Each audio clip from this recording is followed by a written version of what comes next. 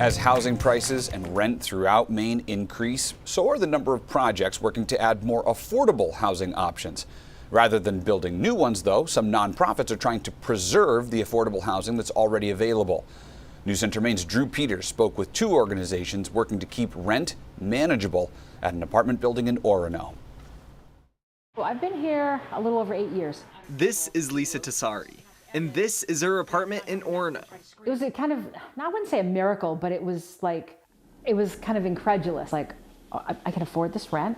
As a federally designated affordable housing development, Tassari and the other residents at Mainview Apartments on Main Street pay 30% of their monthly income for rent. But with the recent decision by the owner to sell the property, the affordability of their homes was in jeopardy. And it's like, we're going to lose our home. Where are we going to go? I think that's scary for everybody. With help from the Housing Authority of the City of Old Town and other nonprofits, though, Executive Director Lori Miller says residents don't have to worry about rising rent. The owner is getting older, and he's got to a point where he didn't want to own it anymore.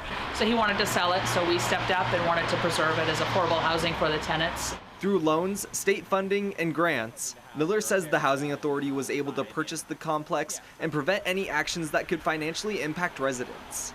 Somebody else could have stepped in, purchased the property, and raised the rents considerably for the tenants. According to Liza Fleming Ives with Genesis, the nonprofit responsible for gathering and supplying the funding for the preservation, they will also be making much-needed repairs to the complex, like repaving sections of the parking lot and more.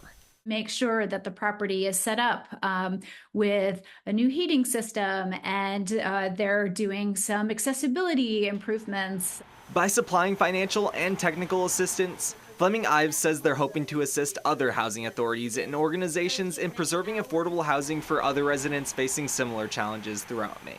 It does take many hours of work. It's many steps in the process to actually transfer these properties, to know what the improvements are that are needed. Officials with the Housing Authority of the City of Old Town say they're hoping to have improvements and repairs on the apartment complex done by the end of 2025. In Orono, Drew Peters, News Center, Maine.